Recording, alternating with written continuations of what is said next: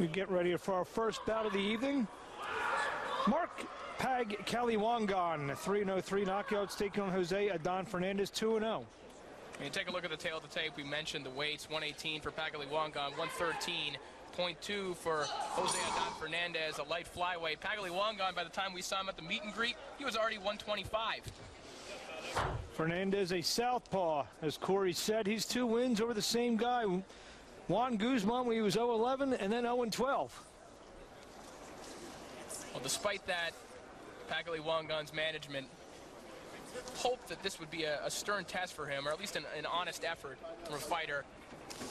Most people will never see, I don't think anyone will see Pagcaliwangan's last fight, which was a complete farce on the undercard of Nate Campbell and Kevin Bizier here at the Bell Center. Laszlo Fekete essentially just gave up, turned his back, walked out of the ring in the first round. And he was 6-0. Fernandez, you can tell, who Corey said, big size disadvantage, and Gwapo, as he's affectionately known here in Montreal, trying to take it to Fernandez early.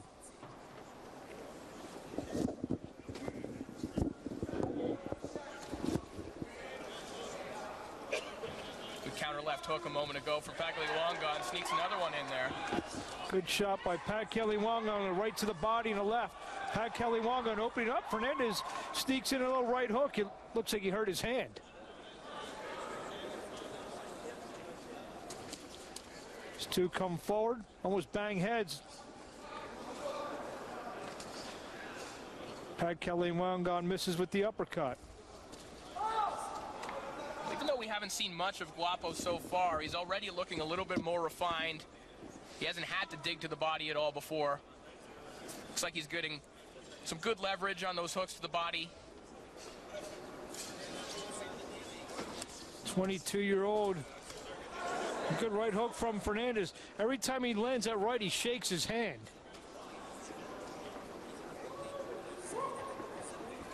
Fernandez out of the Dominican Republic. He's really wincing in pain from that right hand, Mark. Right hook again. This may be one of these things where I don't know how long he's being able to go as Pagcaliwangan tries to open up in the corner, now on the ropes. He's signaling the referee that his hand is hurt. This may be one of these things where he may be forced to call it a night. Going to the body is Pagcaliwangan. And he can't throw the punch. Every time he gets hit in gloves, he tries to throw it. Well, they'd hope for a full honest test for Pagcaliwangan, but this one might be over already. Yeah, we'll see what happens when he gets to the corner, Fernandez, if they pull the plug on this one. He's in a lot of pain.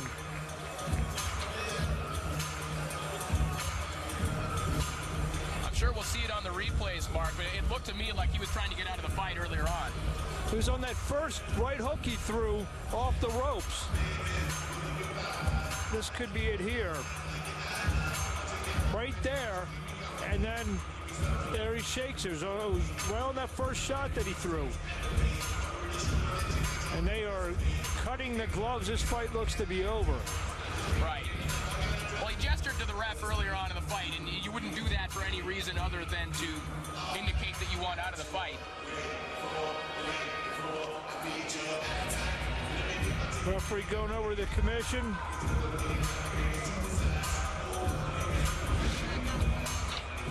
Bout's over. I don't know much French, but I believe they said the bout's over. Well, unwrapping the gloves.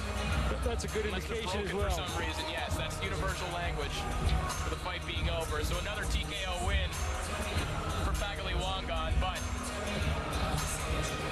I'm sure after the 3 weeks that he spent here in Montreal and the extra time he spent in training camp, you know, fighters want more than a one-round fight.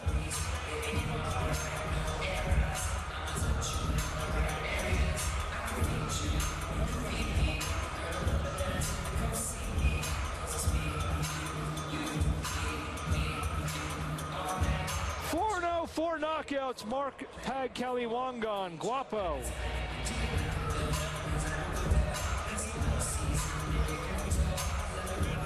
Well, the good thing for Pagcaliwangan, unlike a lot of fighters at this stage in their career, where at times either they or their handlers are spending money to get these fights, he's managed to rack up a bunch of sponsorships. We take a look at the replays here.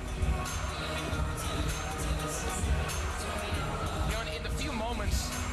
There it is right there, is where he hurt his hand. In the time that we saw Pagcaliwangan, he was taking some counter shots from Fernandez, but as I mentioned, he looked a lot more refined than in his earlier fights, where he hurt his opponents right away and was able to just go crazy and flurry and get them out of there. He had to think about what he was throwing this time. Even though it was a short outing, I think some progress technically for Gwapo. He's happy he got to win, but I'm sure he would have liked it in a more definitive way.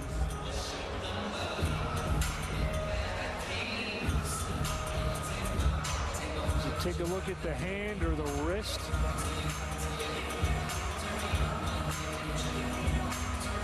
Of Jose Adan Fernandez.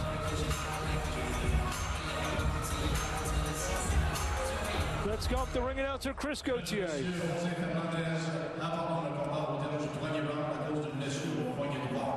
Ladies and gentlemen, Jose Fernandez does not enter the bell for the second round due to an injured right wrist. He will enter this bout at the end of the first round. Le gagnant de ce combat après 3 minutes du premier round, Marc Gwapo.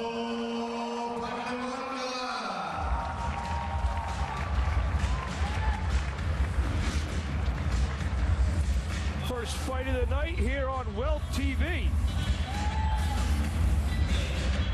From the Bell Center in Montreal, Mark Abrams along with Corey Erdman ringside.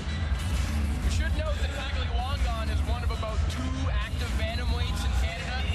There hasn't really been a successful fighter 118 or below in Canada in a very long time. You'd have to go back to Frenchie Boulanger, who won the world lightweight title in the 20s. Who's embarking on a big mission here for the country of Canada.